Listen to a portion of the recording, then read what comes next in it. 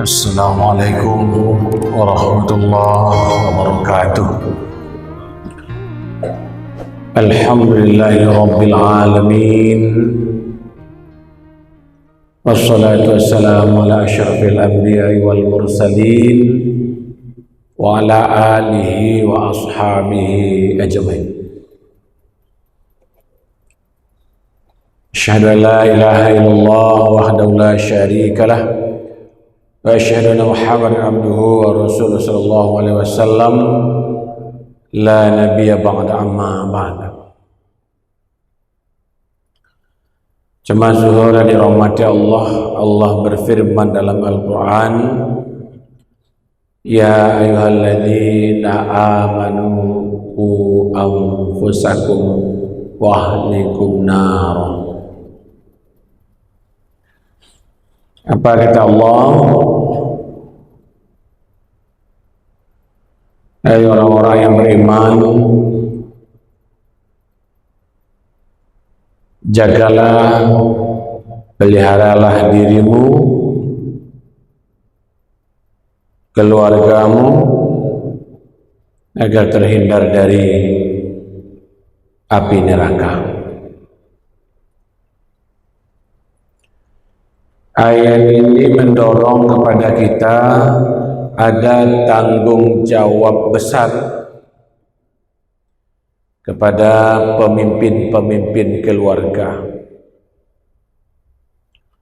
Oleh sebab itu Al-Quran memberikan pola asuh pembelajaran bagi kita dari beberapa pola asuh keluarga yang dapat kita ambil pembelajarannya untuk menjadikan keluarga yang dilindungi perjalanannya selamat dunia dan di akhirat, serta dijauhkan oleh Allah Subhanahu wa taala dari kendala-kendala yang tidak sanggup kita selesaikan, serta dijauhkan dari api neraka.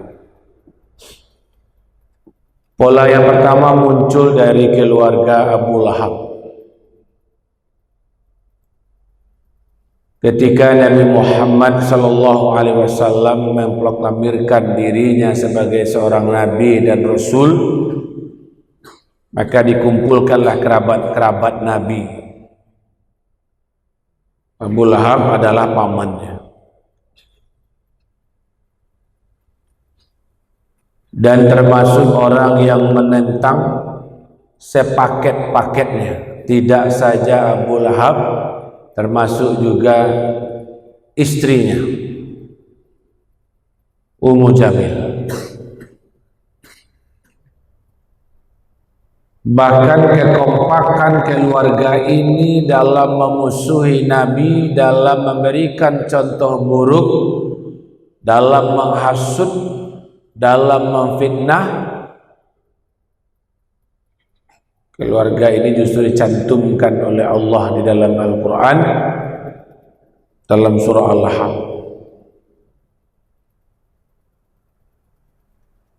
Tabbat yada,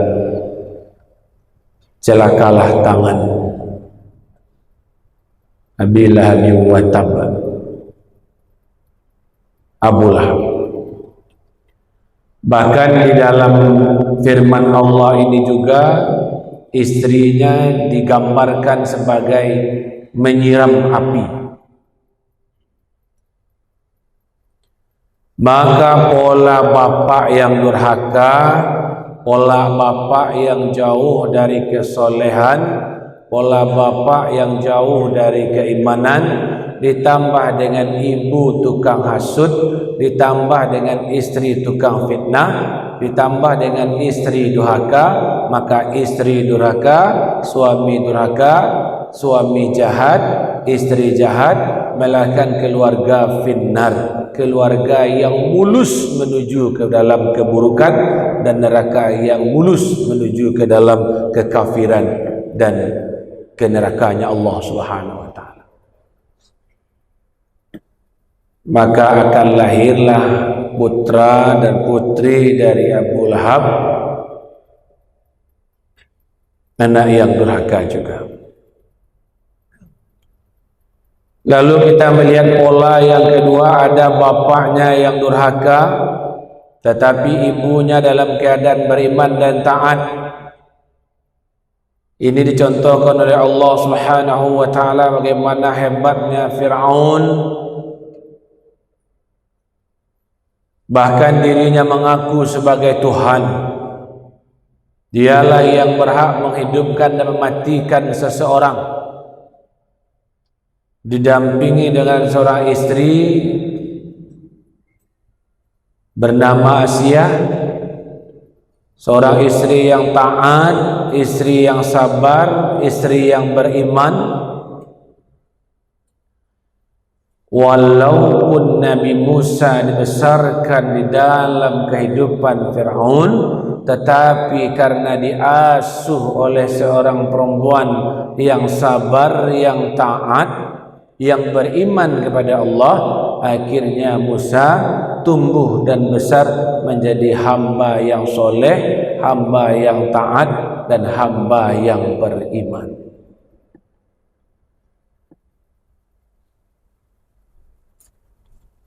Jemaah rahimakumullah. Lalu kita melihat juga pola asuh yang ketiga. Lahir dari keluarga Nabi Nuh alaihissalam. Nabi Nuh alaihissalam adalah figur seorang bapa yang taat, yang soleh, bekerja keras, keyakinannya kuat, semangat untuk mencari, didampingi dengan seorang perempuan yang tidak tahu berterima kasih, didampingi oleh istri yang tidak taat, didampingi oleh istri yang tidak beriman, maka akan melahirkan pola asuh yang buruk. Maka lahirlah anaknya bernama Kan'an, termasuk anak yang durhaka kepada bapaknya dan durhaka kepada Tuhannya. Ketika diperintahkan untuk naik ke atas kapal, ketika Nabi Nuh selesai menyelesaikan tugasnya membuat kapal, wahai istriku, wahai anakku, naiklah ke dalam kapal ini agar kita diselamatkan oleh Allah Subhanahu wa taala. Atas bisikan ibunya kepada Kan'an, tidak usah naik, kita naik saja ke bukit yang lebih tinggi, mana pun ada bukit banjir.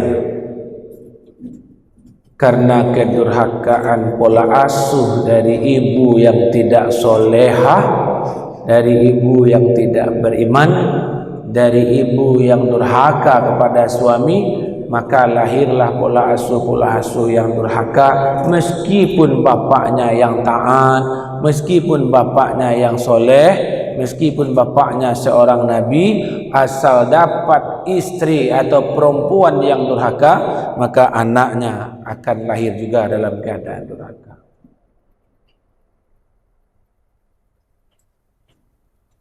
Kedua-duanya buruk, baik suami maupun istri. Kemudian ada pula istrinya yang baik, suaminya yang durhaka. Kemudian yang ketiga sebaliknya, suaminya yang taat, kemudian istrinya yang durhaka.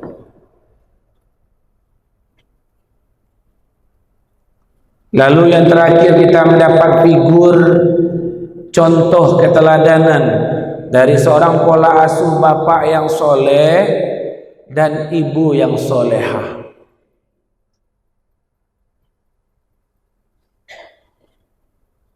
Dialah keluarga Ibrahim.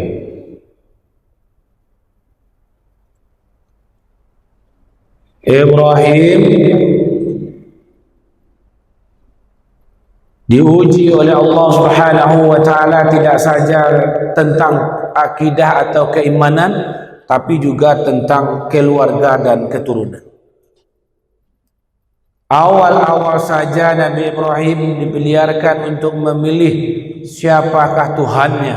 Maka proses dalam melihat matahari, bintang dan bulan itu dialami sendiri oleh Nabi Ibrahim, sehingga dia memutuskan akhirnya sesungguhnya Tuhan yang saya sembah itu adalah pemilik semua yang ada ini. Walaupun Ibrahim memiliki bapa yang tidak soleh, yang tidak baik, namun karena ketaatannya, karena keyakinannya kepada Allah Subhanahu wa taala, ia tetap mempertahankan iman dan akidahnya. Maka dikarunialah seorang istri yang solehah juga. Yang pertama adalah Siti Sarah, yang kedua adalah Siti Hajar.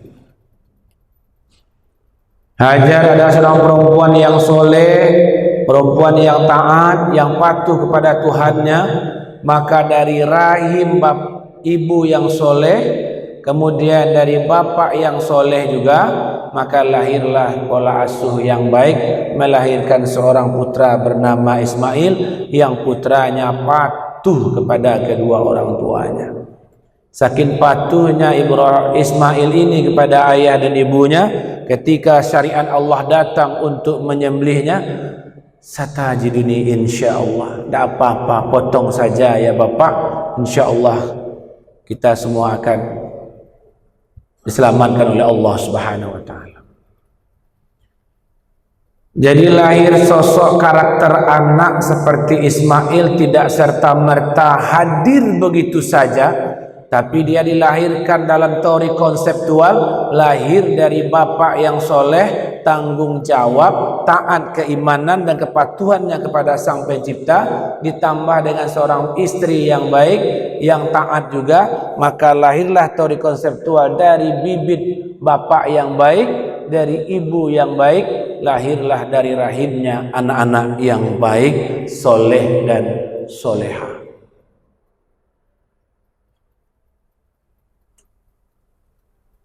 Pola asuh yang sempurna ini tidak saja hanya diceritakan dalam bibir, tidak saja diperintahkan, tapi Nabi Ibrahim mencontohkan.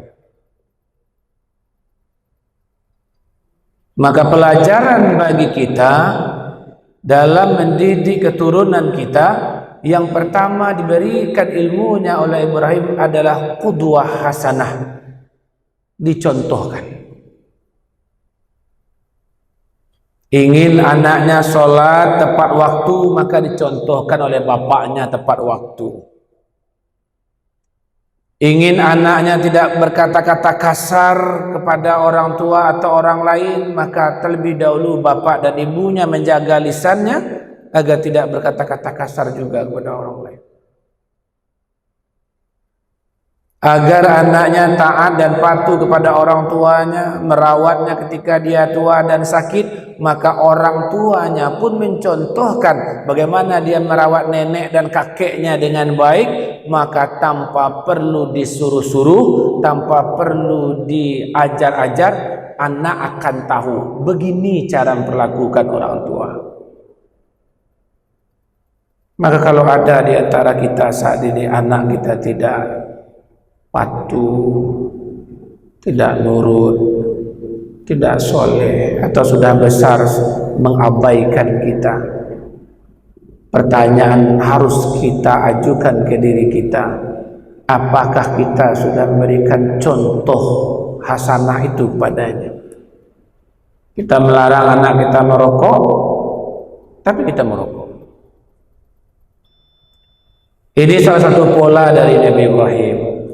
Oleh sebab itu Ibrahim tidaklah tipe yang otoriter, dia selalu membangun dialog. Maka ketika Ibrahim bermimpi, dia hendak memotong anaknya atas perintah Allah, disampaikan baik-baik. Maka pola yang dikembangkan oleh ibu yang soleh, kemudian bapak yang soleh, adalah membangun komunikasi dengan anaknya. Di samping mencontohkan, yang kedua adalah berkomunikasi dengan baik, jauh dari otoriter, suruh-suruh saja, perintah-perintah saja. Yang jelas pondasinya adalah dari bibit yang baik, insya Allah akan melahirkan generasi yang baik. Semoga kita semuanya menjadi keluarga Ibrahim. Tafakkaru ya ulil albab. Assalamualaikum warahmatullahi wabarakatuh.